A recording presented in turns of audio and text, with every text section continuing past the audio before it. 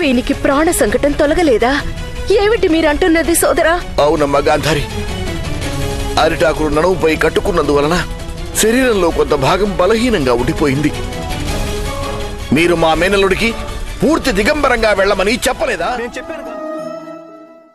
అందరికీ నమస్కారం. ఈ వీడియో క్లిప్ అనేది చాలా ఇంట్రెస్టింగ్ ఉండబోతుంది, అస్సలు మిస్ అవ్వకండి. ఫస్ట్ నుంచి లాస్ట్ వరకు ఎవ్రీ మినిట్ చూడండి, ఎందుకంటే ఎవ్రీ మినిట్ మనం ఏదో ఒకటి నేర్చుకోవడానికి లభిస్తూనే ఉంటుంది. అండ్ వీడియోలోకి వెళ్ళే ముందు ఒక లైక్ అయితే వేయండి గైస్, నాకు సపోర్ట్గా ఉంటుంది. సో ఇక లేట్ చేయకుండా వీడియో చూసేద్దాం రండి. మేనల్లుడా,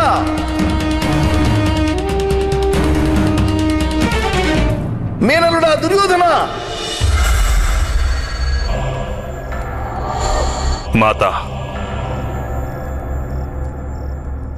పుత్రా, నా తపఫలం నిన్ను రక్షిస్తుంది. మేనల్లుడా దుర్యోధన! మేనల్లుడా! నా మేనల్లుడు దుర్యోధనుడు ఎక్కడున్నాడు అశ్వత్థామా? మహారాణి గాంధారి శిబిరానికి వెళ్ళారు. అనర్థం జరిగిపోయింది అశ్వత్థామా. మీరు వాని వెంట ఉండడం చాలా అవసరం. మేనల్లుడా!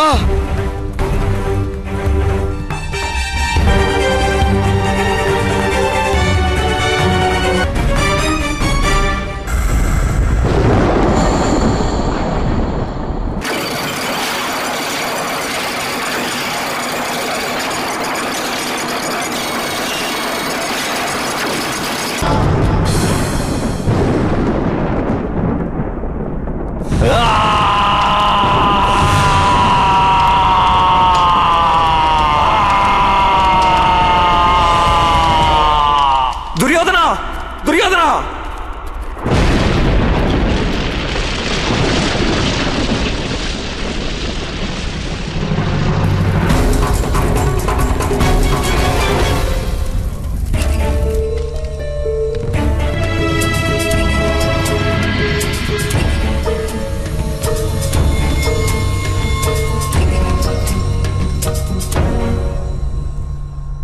మేనల్లుడా! మేనల్లుడా! మేనల్లుడా దుర్యోధన! మేనల్లుడా! గాంధార్ రాజా, దుర్యోధనుడు వజ్రకాయుడు కావడం వల్ల వాని ప్రాణాలకు సంకటం రాదు కదా? రాదు.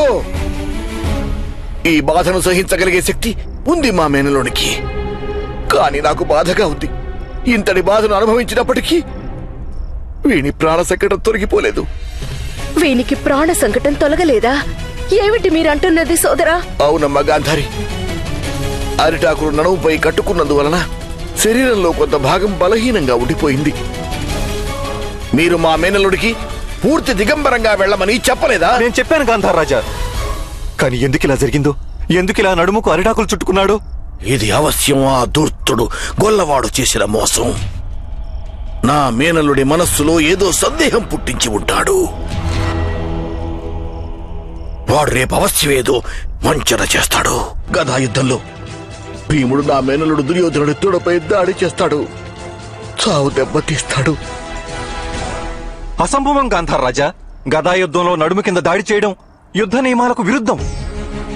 యుద్ధ నియమాల ఉల్లంఘన 10వ రోజు నుండి ప్రారంభమైపోయింది అశ్వత్థామా. మహితాత్ముడు భీష్ముడు మరణించినప్పటి నుండి. లేదు, నా పుత్రుడు మరణిస్తాడంటే నేను ఒప్పుకోను. పరిస్థితులు ఎలా మారినా నా పుత్రుడు మరణించడానికి వీల్లేదు. నేను నా జీవితంలో ఆర్జించిన తపోఫలాన్నంతటినీ ధారపోశాను. నా పుత్రుడి కోసం నేను నరకలోకానికి వెళ్ళడానికి కూడా సిద్ధపడ్డాను కదా సోదరా. అయినా నా పుత్రుడి ప్రాణాలకు సంకటం తొలగలేదంటే నేను వెంటనే నా ప్రాణాలు కూడా త్యజించడానికి సిద్ధంగా ఉన్నాను సోదరా. ఏదేమైనా నా పుత్రుని ఎవరూ వధించకూడదు. నా పుత్రుణ్ణి ఎవరు వధించకూడదు సోదరా. వాసుదేవా కృష్ణ, పాచికలు వేయకుండా గెలిచే కళ నీకు తెలిసుంటే ఈ శకునికి ఎత్తుపై ఎత్తు వేసి గెలిచే బుద్ధి బలముంది. ఎట్టి పరిస్థితుల్లోనైనా నిన్ను నేను గెలవనివ్వను. ఎట్టి పరిస్థితుల్లోనైనా సరే వాసుదేవా!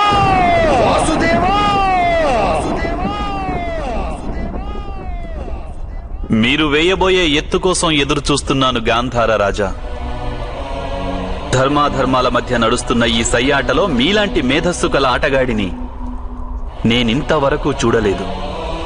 శ్రేష్ఠుడైన మానవుడి ప్రధాన లక్షణం చివరిదాకా తన ప్రయత్నాలకు స్వస్తి చెప్పకపోవటమే. ఇక మీరు అవశ్యం మానవ శ్రేష్ఠులే. ఒకవేళ మీ మేధస్సు ధర్మంపై కేంద్రీకృతమై ఉంటే మీరు శ్రేష్ఠ నాయకులై ఉండేవారు.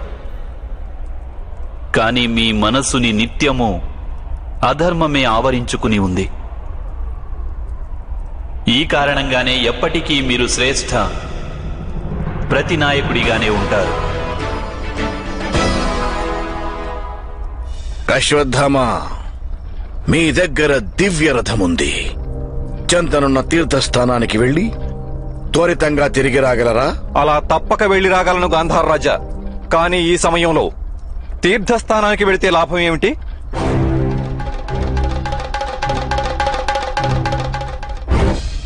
చెంతనున్న తీర్థస్థానంలో ఆ మాయదారి కృష్ణుని బంధనం లభించగలదు గురుపుత్ర. అప్పుడా మాయదారి కృష్ణుడు నియమాలకు బద్ధుడై ఉండగలడు. నేను నా సమస్త జీవితం ఆ మాయదారి కృష్ణుని పరాజితుని చేసేందుకే ప్రయత్నిస్తూ వచ్చాను. ఇంత సులభంగా నేనతడిని యుద్ధంలో గెలవనివ్వను. ఒకవేళ నేను మరణించిన ఆ పరలోకంలో మసులుతూ ఎంతో ఆనందంగా ఆ కృష్ణుడి పరాజయాన్ని చూసి తీరుతాను. నా మేనల్లుడు దుర్యోధనుడు ఆ పంచ పాండవులను వధించి తీరుతాడు. ఇది అనివార్యం. ఇక దాని కొరకు ఆ గొల్లవాడికి బంధనాలు వేయడం ఎంతో అవసరం. శీఘ్రంగా వెళ్ళు గురుపుత్ర. ఆ గొల్లవాడి బంధనం రణభూమిలో వచ్చే పరిస్థితికి బాట వేసి రావయ్యా.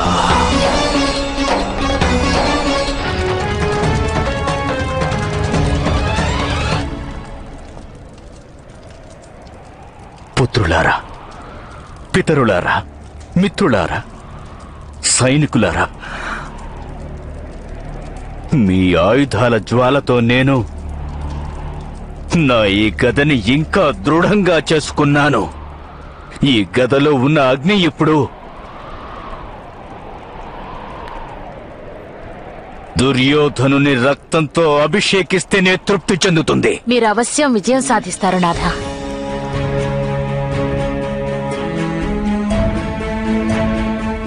న్యాయాన్ని, ధర్మాన్ని మందిరంలో స్థాపించేందుకు మనం ఈ సంఘర్షణను స్వీకరించాం.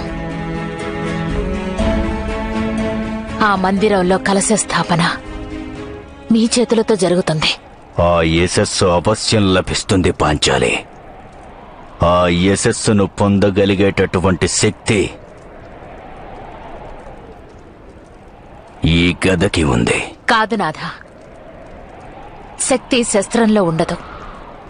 శస్త్రాన్ని ధరించే వారి చేతిలో ఉంటుంది.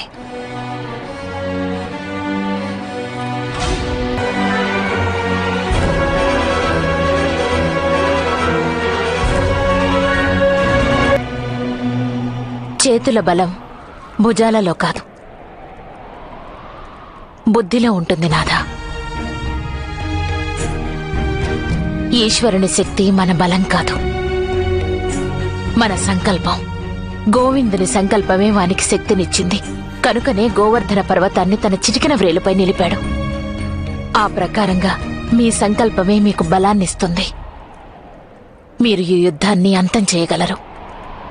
ఈ యుద్ధం మన నుండి అనేక బలిదానాలు తీసుకుంది. ఆ బలిదానాలకు స్వస్తి చెప్పే సమయం ఆసన్నమైంది. ఈ విధ్వంసాన్ని అంతం చేయవలసిన సమయం వచ్చింది. మీరు వాగ్దానం చెయ్యండి నాథ, రేపు తప్పక ఈ బలిదానాలన్నింటినీ పూర్తిగా అంతం చేస్తానని. దుర్యోధనుని వధిస్తేనే నీ బాధ అంతమవుతుంది. ధర్మ సంస్థాపనకై ఈ యాత్రకు ఆరంభం నాడు ఆ ద్యూత సభలోనే జరిగింది. ఇదే రణభూమిలో రేపు అది అంతం కానుంది.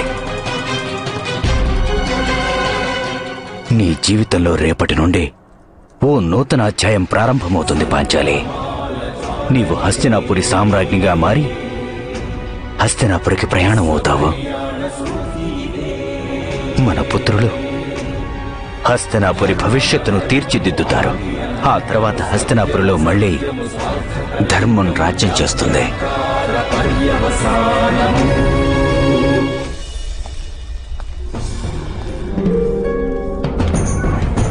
ప్రణామాలు. గాంధార రాజు శకుని మీ కొరకు ఒక సందేశం పంపించారు. మహాశయ బలరామా,